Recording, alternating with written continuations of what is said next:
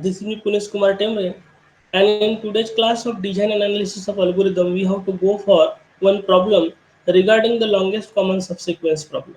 So here we have one problem. Consider the following two sequences x and y as follows. Then compute longest common subsequence by using dynamic programming. Show all the computations. तो पहला string दिया है x is equal to A B C B D A B और दूसरा string जो दिया है वो है B D C A B है. And then it is asked to compute the longest common subsequence by using dynamic programming. And doing this, we have to show all the computations. So we have to go for the solution. So here we have solution. So step 1 is about to compute m and n. अब m and n क्या है? तो m and n are the dimensions of matrices B and C. तो particularly जब कभी भी हम longest common subsequence problem को सॉल्व करेंगे बाय यूजिंग डायनामिक प्रोग्रामिंग, तो हमें बी और सी ऐसे दो मैट्रिसेस कंप्यूट करना होता है. सी मैट्रिक्स को जनरली हम कॉस्ट मैट्रिक्स कहते हैं और बी मैट्रिक्स को जनरली हम एरो मैट्रिक्स कहते हैं. तो ये दोनों के दोनों मैट्रिसेस के डायमेंशन जो होते हैं वो होते हैं m by n, and that's why here in step number 1 we have to go for computation of m and n. तो बाय यूजिंग डायनामिक प्रोग्रामिंग अगर हम एल्गोरिदम डिजाइन करते तो हमारे एल्गोरिदम का वेरी फर्स्ट लाइन है m is equal to length of x and n is equal to length of y. तो m यानी आपका फर्स्ट स्ट्रिंग जो है वो फर्स्ट स्ट्रिंग का लेंथ हमको कैलकुलेट करना है. That will give just the number of rows of B and C matrices. And second इसमें हमें n कैलकुलेट करना है that is computed by the length of y which will give just the number of columns in B and C matrices. तो जैसे कि हमारा first string जो है वो है A B C B D A B और इस स्ट्रिंग में अगर हम टोटल नंबर ऑफ कैरेक्टर्स अगर कंप्यूट करते हैं तो total number of characters will give just the value of m, and that's why length of x is 7, therefore here we have m is equals to 7. Then second है we have to go for the computation of n. n is computed by using the length of y और हमारे पास y जो दिया है that is bdc ab है और इस string में अगर हम नंबर ऑफ कैरेक्टर्स अगर कंप्यूट करते हैं तो that will be given by length of y which will be equals to 6, and therefore here we have n is equals to 6. English में हमारा स्टेप नंबर 1 जो था जिसमें हमें m और n कैलकुलेट करना था तो हमें मिल चुका है m is equals to 7 and n is equals to 6. तो this was about the step number 1 जहाँ पे हमने m और n कैलकुलेट किया और m और n कैलकुलेट करने के बाद अभी हमारे दोनों मैट्रिसेस जो है वो b और c, ये दोनों मैट्रिसेस के डायमेंशन जो रहेंगे वो रहेंगे 7/6 means total 7 rows will be there and 6 columns will be there. इसलिए आप यहाँ देख सकते हैं कि हमारे पास सबसे पहला मैट्रिक्स जो है दैट इज बी मैट्रिक्स जिसमें टोटल 7 रोज है एंड 6 कॉलम है और दूसरा मैट्रिक्स जो है वो फिर से सी मैट्रिक्स है जहाँ पे फिर से टोटल 7 रोज है एंड 6 कॉलम्स है. तो this was about the step number 1 जहाँ पे हमें मैट्रिक्स बी और सी का डायमेंशन कैलकुलेट करना था which is given by m by n. And now we have to go for step number 2. So here we have step number 2, and in step number 2 we have to go for initialization of boundary by 0. तो हमारा matrix C जो होता है इस matrix C का boundary जो होता है that is 0th row and 0th column. This 0th row and 0th column must be initialized by 0. This is what our step number 2. तो जैसे कि आप यहाँ पे देख सकते हैं ऑलरेडी बी और सी मैट्रिसेस हमने इससे पहले वाली स्टेप में कंप्यूट किया था जिसका डायमेंशन था m by n और स्टेप नंबर 2 में मैट्रिक्स सी का 0th रो और 0th कॉलम जो होता है उसको हमें 0 से इनिशियलाइज करना है एंड दैट्स व्हाई हमारे लाइन नंबर 3 जो है एल्गोरिदम के for i equals to 1 to m do c of i, 0 this will give the initialization by 0. तो आप देख सकते हैं for i equals to 1 to m इसका मतलब 1 से लेके 7 तक के हमें लूप चलाना है और इस लूप में c of i, 0 c of i, 0 यानी क्या होगा c ऑफ 1, 0 c ऑफ 2, 0 ये सारे वैल्यूज को हमें 0 से इनिशियलाइज करना है and that's why c of 1, 0 will be equals to 0. अब c ऑफ 1, 0 का मतलब क्या होगा c ऑफ 1, 0 का मतलब होगा this particular cell and that's why it will get initialized by 0. Next will be c of 2, 0. Here we have c of 2, 0 equals to 0. तो आप देख सकते हैं कि जैसे जैसे हम यहाँ पे वैल्यू इनिशियलाइज कर रहे हैं ऑटोमेटिकली हमारे वैल्यू यहाँ पे फिल होते जा रहे हैं. Then c of 3, 0 will be equals to 0, therefore 0. c of 4, 0 will be equals to 0, इसलिए उस पर्टिकुलर लोकेशन पे हम 0 को स्टोर कर देंगे. Then c of 5, 0 will be equals to 0, इसलिए c of 5, 0 will be equals to 0. c of 6, 0 will be equals to 0. That's why C of 6 comma 0 will be equals to 0. Cell पर हमने 0 store कर दिया and हमारा last जो रहेगा that will be for I is equals to m. I is equals to m and 7. इसलिए last iteration जो चलेगा C of 7 comma 0 will be equals to 0. तो C of 7 comma 0 will be equals to 0. तो हमारा पहला for loop जो था जो कि लाइन नंबर 3 और 4 में दिया हुआ है हमारे एल्गोरिथम में, जिसमें हम पहले कॉलम को 0 करके फिल करते हैं। देन लाइन नंबर 5 जो है that is for j is equals to 0 to n and line number 6 जो है to C of 0 comma j equals to 0। तो यहाँ पे लाइन नंबर 5 और 6 का काम है हमारा जीरोथ वाला रो जो है उस रो को 0 से फिल करना एंड दैट्स व्हाई इस लाइन को अगर हम एग्जीक्यूट करते हैं तो 0 से लेकर 6 तक के ये वाला लूप चलने वाला है और हर लूप में 0 0 0 1 0 2 up to 0 6 will be equal to 0। इस तरीके से 0 वैल्यू इनिशियलाइज होगी and that's why here we have C of 0 0 equals to 0, C of 0 1 equals to 0, then C of 0 2 will be equals to 0, C of 0 3 will be equals to 0। आप देख सकते हैं कि automatically हम वैल्यूज फिल कर रहे हैं। C of 0 4 will be equals to 0, then we have C of 0 5 equals to 0 and last वाला लूप भी चलेगा that will be C of 0 6 will be equals to 0। तो इन दिस वे हमारा स्टेप नंबर 2 जो था, हमारे स्टेप नंबर 2 का काम था कि हमारा मैट्रिक्स सी जो है उसका जीरोथ रो, आप देख सकते हैं जीरोथ रो और जीरोथ कॉलम, ये दोनों को 0 से इनिशियलाइज करना, जो कि हमारे एल्गोरिथम के लाइन नंबर 3 to 6 थे। तो in this way we have done the step number 2 and now we have to go to step 3 and now here we have step number 3। तो in step number 3 we have to go for computation of matrices B and C। तो आप देख सकते हैं हमारा matrix B जो है वो फिर से 7/6 का मैट्रिक्स है और मैट्रिक्स C जो है वो भी फिर से 7/6 का मैट्रिक्स है। यहाँ पे एडिशनली हमने बाउंड्री वॉल 0 के फॉर्म में डाल के रखा है, that is in the form of 0th row and 0th column. And now in step number 3 हमें लूप लगाना है और ये लूप जो रहेगा ये रहेगा रो और कॉलम के लिए, क्यों? क्योंकि हमें 2 डायमेंशनल मैट्रिक्स फिलअप करना है and that's why here we have total 2 for loops और इन नेस्टेड फॉर लूप्स रहेंगे। तो here we have line number 7 for I is equals to 1 to m, जो कि चलेगा हर एक कॉलम के लिए। तो how many total columns we have 7, इसलिए 7 कॉलम के लिए ये वाला लूप चलने वाला है। और सेकंड नेस्टेड फॉर लूप जो है वो है हर एक रो के लिए।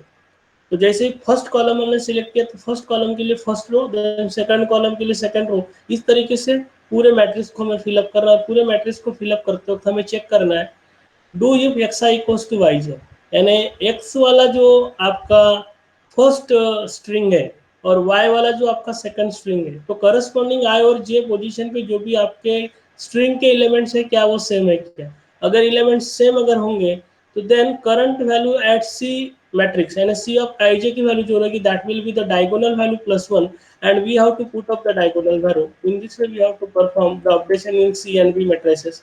अगर ऐसा नहीं है, इसका मतलब xi not equals to yj होगा, तो इन दैट सिचुएशन हमें कंपेयर करना है अपर वैल्यू को और लेफ्ट वैल्यू को। तो if upper is greater then that left value, तो इन दैट सिचुएशन हमें सी ऑफ ij को अपर के साथ में इनिशियलाइज करना है और एरो जो दिखाना है वो अपवर्ड दिखाना है।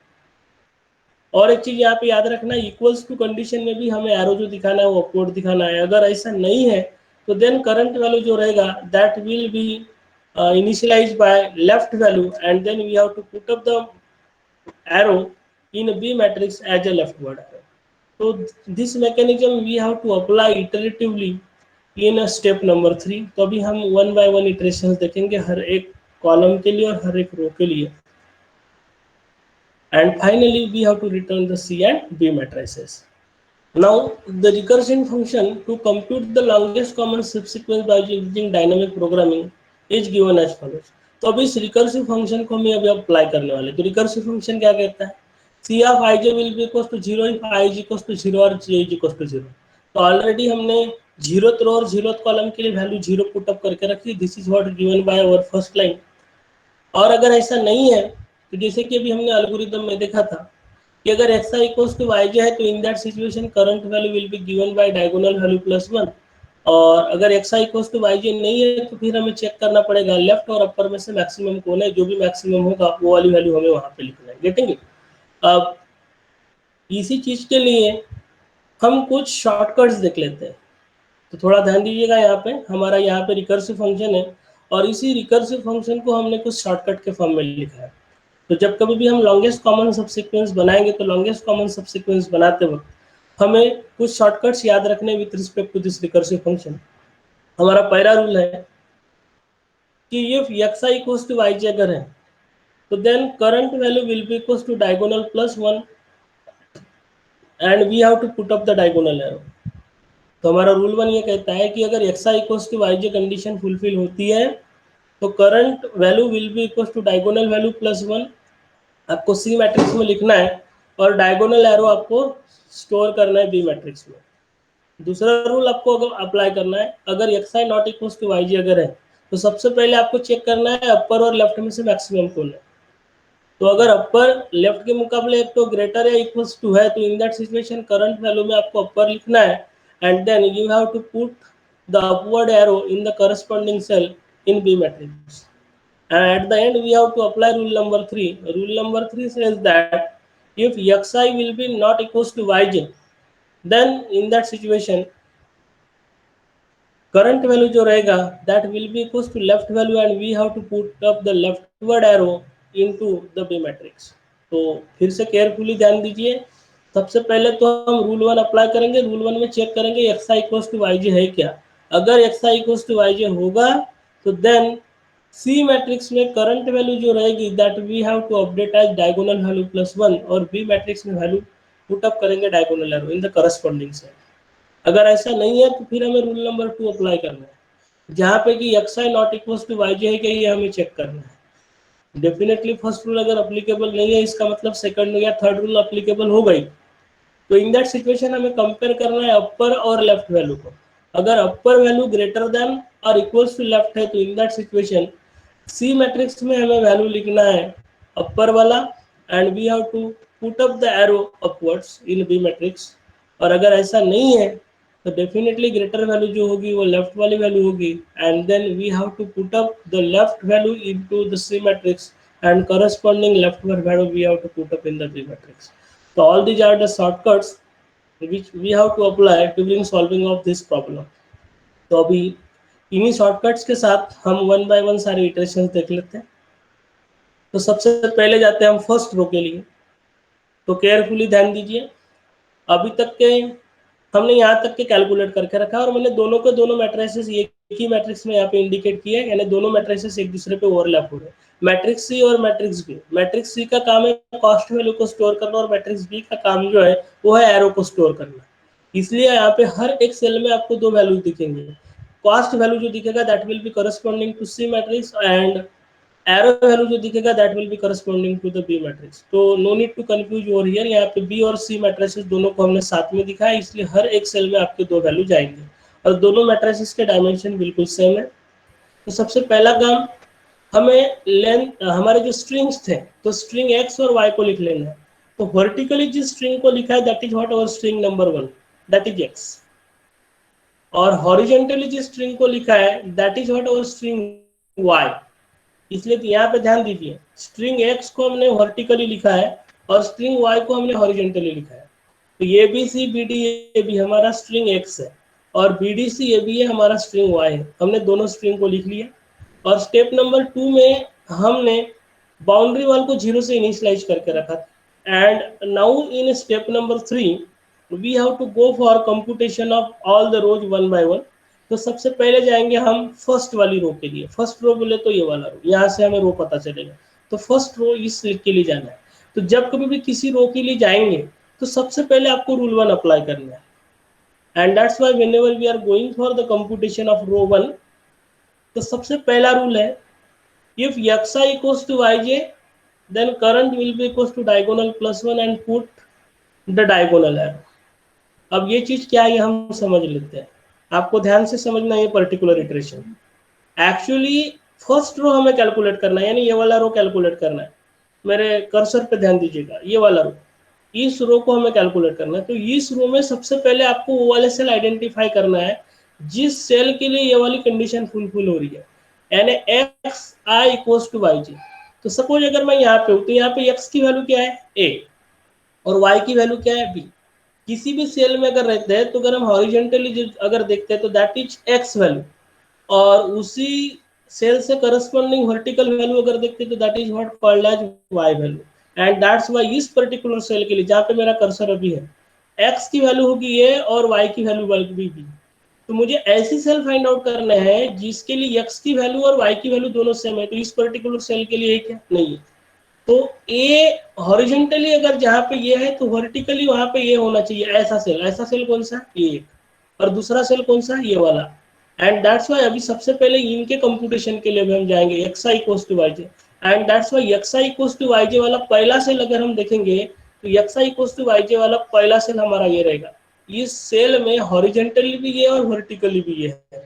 सेकंड सेल ये वाला रहेगा, यहाँ पे भी हॉरिजेंटली भी ये और वर्टिकली भी ये है।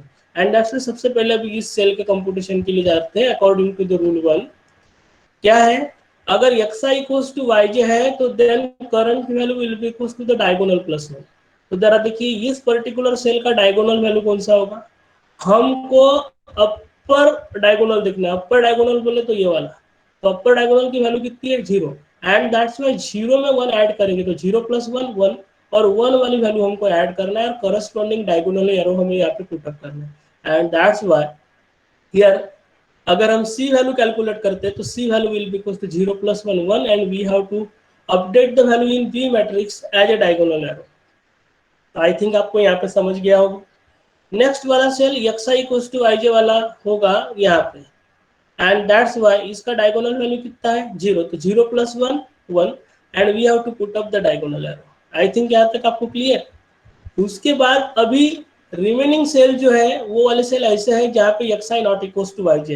And now we have to apply either rule two और रूल थ्री। तो रूल टू क्या कहता है, rule two says that if X I not equal to Y J then we have to check for upper is greater than और equal to left.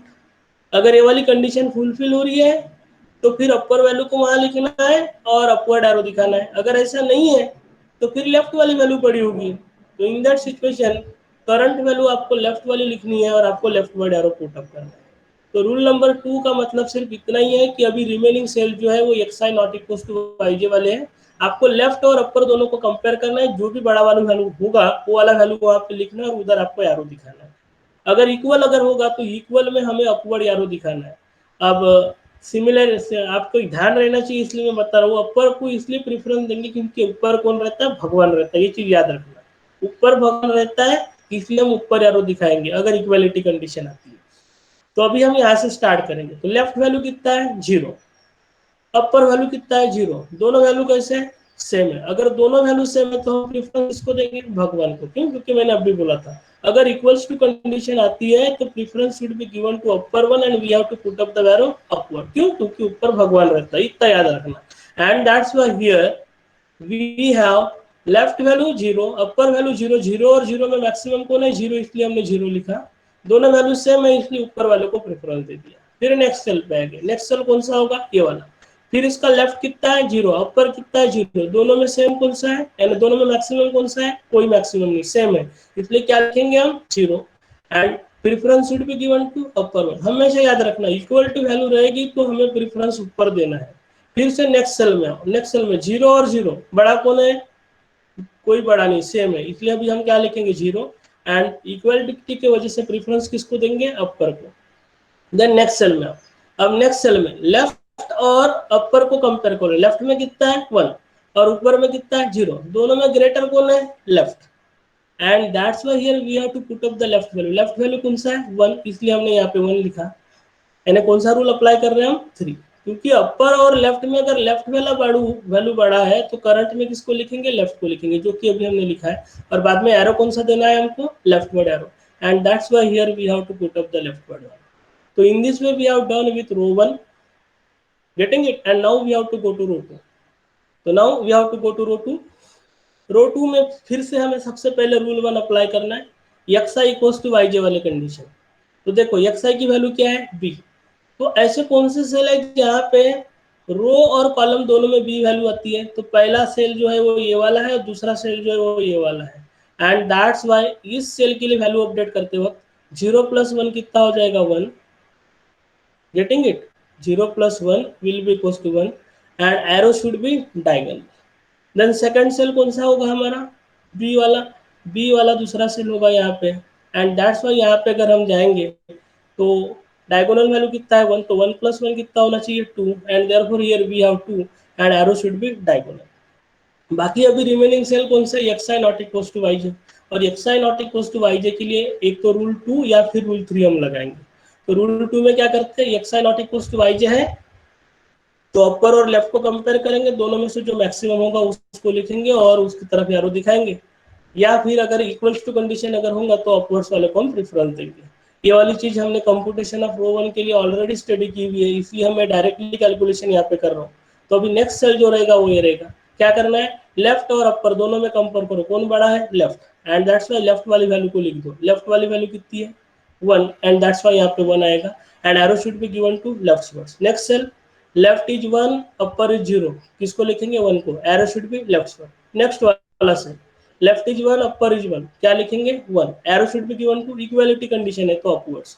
और next वाला cell यानी last में हम यहाँ पे आएंगे, left is 2 and upper is 1, greater कौन है 2, इसलिए 2 लिखा, and arrow should be given to left words.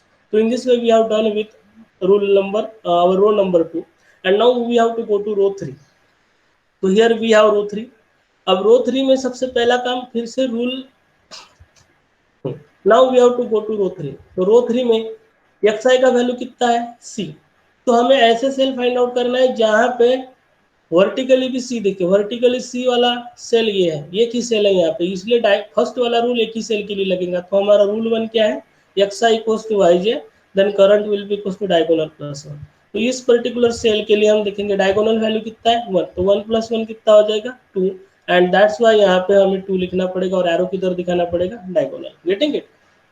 बाद में रिमेनिंग सेल जो है वो आइदर रूल नंबर 2 या रूल नंबर 3 से रिलेटेड है, and that's why rule number 2 और रूल नंबर 3 अप्लाई करेंगे। तो we have to start from here, अब यहाँ से स्टार्ट करते हो।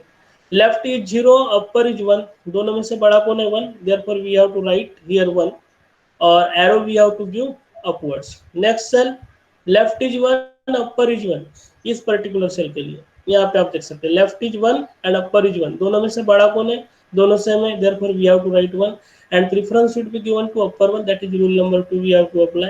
next cell is this one, left is 2 and upper is 1, दोनों में से बड़ा कौन है left, that is 2, इसलिए हम लिखेंगे 2, arrow should be given to leftwards। next cell, next वाला सेल यहाँ पे left is 2 upper is 2, दोनों में से बड़ा कौन है, दोनों सेम है, preference should be given to upper one।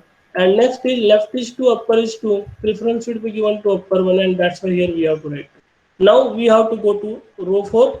तो रो 4 में करंट वैल्यू क्या है बी, तो आप देख सकते हैं बी वाले सेल कौन सा, एक ये है और दूसरा ये है। तो यहाँ पे हमें रूल 1 अप्लाई करना है। तो रूल 1 में X I equals to Y J अगर होगा तो current will be equals to diagonal plus 1 and we have to put diagonal arrow. तो इस पर्टिकुलर सेल के लिए हमें यहाँ पे रूल 1 अप्लाई करना है और इस पर्टिकुलर सेल के लिए रूल 1 अप्लाई करना है। तो यहाँ पे 0 + 1 1 एंड देयरफॉर 1 एंड डायगोनल। और नेक्स्ट वाला जो सेल था वो था ये वाला, यहाँ पे 2 + 1 will be 3 and arrow will be diagonal। Remaining cell जो है वहाँ पे अभी आइदर रूल नंबर 2 या रूल नंबर 3 लगेगा, और रूल नंबर 2 या रूल नंबर 3 में सिंपली लेफ्ट और ऊपर दोनों में से बड़ा कौन है वो चेक करना है और वो वाली वैल्यू वहाँ पे लिखना है एंड करस्पॉन्डिंग एरो पुट करना है। इक्वालिटी में हमें प्रेफरेंस जो देना है वो अपवर्ड्स को देना है। तो अभी हम यहाँ से स्टार्ट करेंगे इस पर्टिकुलर सेल से, लेफ्ट 1 अपर 1, दोनों में से मैक्सिमम कौन है 1, इक्वालिटी की वजह से preference should be given to upper 1। Then left 1 upper 2 2 लिखेंगे, preference should be given to upper 1, getting it. Then next cell left 2 upper 2, क्या लिखेंगे 2, preference should be given to upper 1, क्यों, क्योंकि इक्वालिटी कंडीशन है। अब यहाँ पे आते हैं इस पर्टिकुलर सेल के लिए यानी लास्ट वाली सेल के लिए, left is 3 and upper is 2, left वाला बड़ा इसलिए 3 लिखेंगे और arrow should be given to leftwards. तो this was about rule number row number 4 and now we have to go to next row, that is row 5। तो here we have row 5।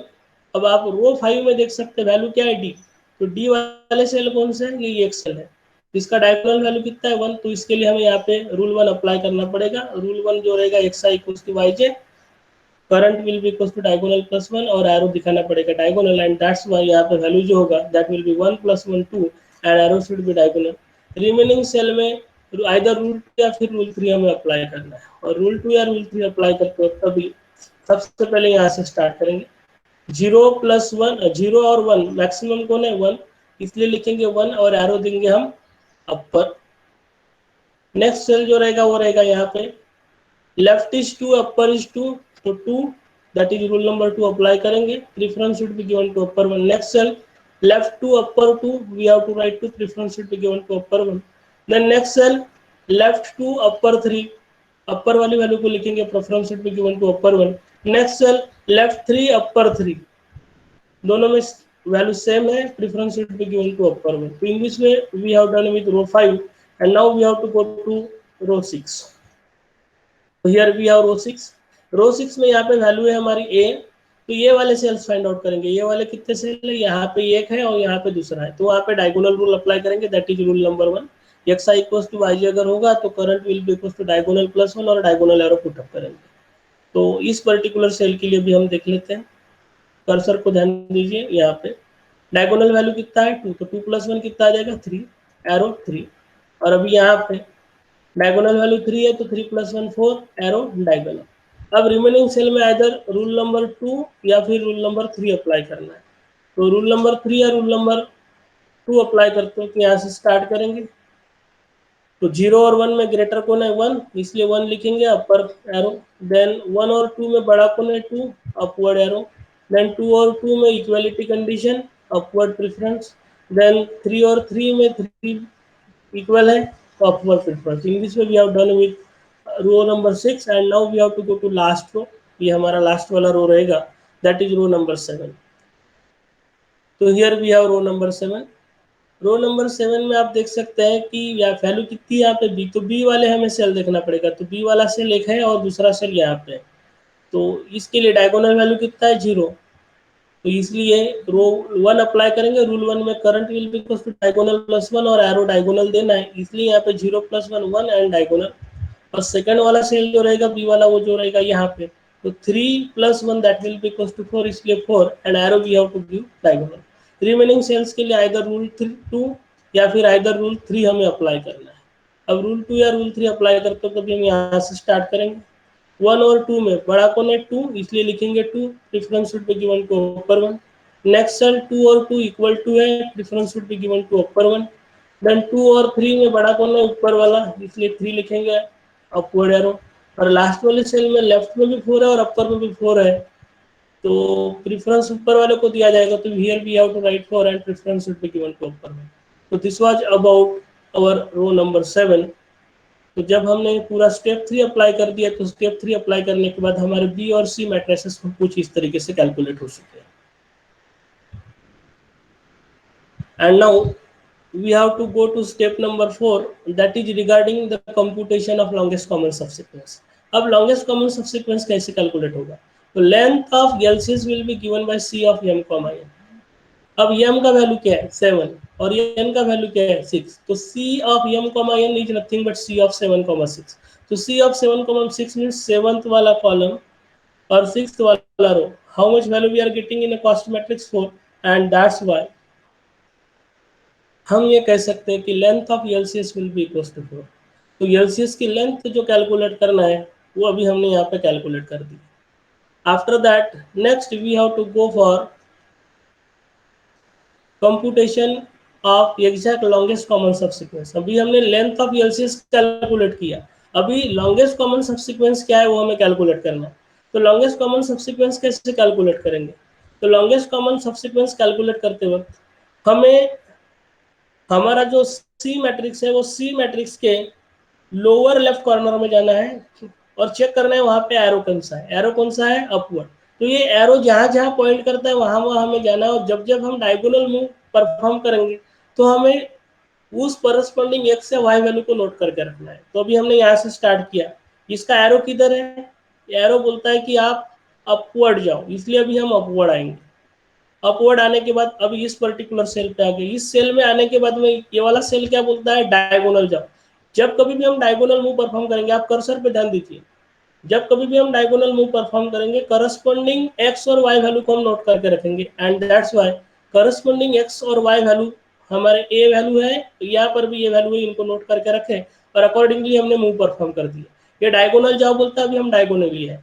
Diagonal आने के बाद अभी हम यहाँ पे, अभी ये बोलता है कि अपवर्ड जाओ, इसलिए अभी हम अपवर्ड जा रहे हैं, तो अभी हम अपवर्ड आए तो यहाँ पे आ गए। यहाँ आने के बाद ये बोलता है कि डायगोनली जाओ, जब भी डायगोनल मूव परफॉर्म करने वाले हैं फिर से हम एक्स और वाई वैल्यू को नोट करके रखेंगे। तो एक्स वैल्यू कितना है यहाँ पे बी और वाई वैल्यू भी बी है, इनको हमने नोट करके रखे एंड करस्पॉन्डिंग मूव हमने परफॉर्म किया। अभी मूव परफॉर्म जब हमने किए तो यहाँ से आगे हम यहाँ पे, ये बोलता है कि लेफ्ट जाओ तो अभी हम लेफ्ट जाएंगे। तो अभी हम लेफ्ट आए, लेफ्ट आने के बाद यहाँ से बोल रहा है कि डायगोनल मूव परफॉर्म करो एंड दैट्स वाई अभी डायगोनल जब मूव हमें परफॉर्म करना है हम करस्पॉन्डिंग एक्स और वाई वैल्यू को नोट करके रखें। तो करस्पॉन्डिंग एक्स और वाई वैल्यू को हमने नोट करके रखें। अब डायगोनल मूव परफॉर्म करने के बाद हम आ गए यहाँ पे, यहाँ आने के बाद ये बोल रहा है कि लेफ्ट जाओ, इसलिए अभी हम लेफ्ट आ गए। जैसे ही लेफ्ट आए, लेफ्ट आने के बाद ये बोल रहा है कि फिर से हमें डायगोनली मूव परफॉर्म करना है। जहां से डायगोनल मूव परफॉर्म करने वाले वो करस्पॉन्डिंग एक्स से और वाई वैल्यू को हमने नोट करके रखे। Getting it? यानी सिंपली मैंने क्या किया, मैंने लोअर लेफ्ट कॉर्नर से स्टार्ट किया और ये एरो हमको जिधर जाने बोलते हैं हमने वो वाला पाथ फॉलो किया। यहाँ से अपवर्ड तो अपवर्ड, यहाँ से डायगोनल तो डायगोनल, यहाँ से अपवर्ड तो अपवर्ड, यहाँ से डायगोनल तो देन डायगोनल, लेफ्टवर्ड तो देन यहाँ, ये बोल रहा है डायगोनल तो यहाँ, ये बोल रहा है लेफ्टवर्ड तो यहाँ, यहाँ से डायगोनल तो यहाँ। और हमने साथ साथ ये पाथ फॉलो करते वक्त एक काम किया था, जब जब डायगोनल मूव परफॉर्म कर रहे थे हमने आइदर एक्स या वाई वैल्यू को नोट करके रखा था कि जहां से भी हमने डायगोनल मूव परफॉर्म किया था। तो डायगोनल मूव हमने ए से परफॉर्म किया था, डायगोनल मूव बी से परफॉर्म किया था, डायगोनल मूव सी से परफॉर्म किया था और डायगोनल मूव बी से परफॉर्म किया था। और अभी जो वैल्यूज हमने नोट करके रखे थे यही हमें लॉन्गेस्ट कॉमन सबसीक्वेंस देंगे। तो लॉन्गेस्ट कॉमन सबसीक्वेंस किस तरीके से मिलेगा, एलसीएस कंप्यूट करते वक्त we have to read left to right और टॉप टू बॉटम। तो अगर हम एक्स स्ट्रिंग को यूज कर रहे हैं तो टॉप टू बॉटम रीड करेंगे और वाई स्ट्रिंग को रीड कर रहे हैं तो लेफ्ट टू राइट रीड करेंगे। तो अगर मैं वाई स्ट्रिंग को अगर रीड कर रहा हूँ तो वाई स्ट्रिंग को लेफ्ट टू राइट रीड करो। लेफ्ट टू राइट कौन से, जिनको जहां जहां से हमने डायगोनल मूवमेंट परफॉर्म किया था वो वाले वैल्यूज को हमें रीड करना है। और अगर हम रीड करते तो सबसे पहले बी मिलेगा, फिर सी मिलेगा, फिर बी मिलेगा, फिर ये मिलेगा। Getting it? अगर मैं एक्स स्ट्रिंग को रीड कर रहा हूँ तो टॉप टू बॉटम रीड करना है। तो वो वाले स्ट्रिंग कैरेक्टर्स जिनको हमने ऑलरेडी हाईलाइट करके रखा है उन्हीं को रीड करना है। तो बी सी बी ए, तो आइदर आप एक्स स्ट्रिंग को रीड करो या वाई को रीड करो, कोई फर्क नहीं पड़ता, you will get the same longest common subsequence and that's why here LCS will be B C B A. Getting it? तो देयरफॉर हमारा लॉन्गेस्ट कॉमन सबसीक्वेंस जो रहेगा that will be B C B A and हमारे LCS की length जो रहेगी that will be equal to, LCS की length जो रहेगी that will be equals to 4 which will be given by lower left corner of your C matrix. Now we have one assignment problem for you. Consider the following two subsequences x and y as follows, then compute the longest common subsequence by using dynamic programming to all the computations. पहला string जो है that is 100101101, इसको हमने string 1 यानी x बोला है। और second string जो है that is y 010110110। so this is what our string y. So whatever the input I have provided in this video, by using that input you have to solve this particular assignment problem. This was all about how to solve longest common subsequence problem by using dynamic programming. Thank you.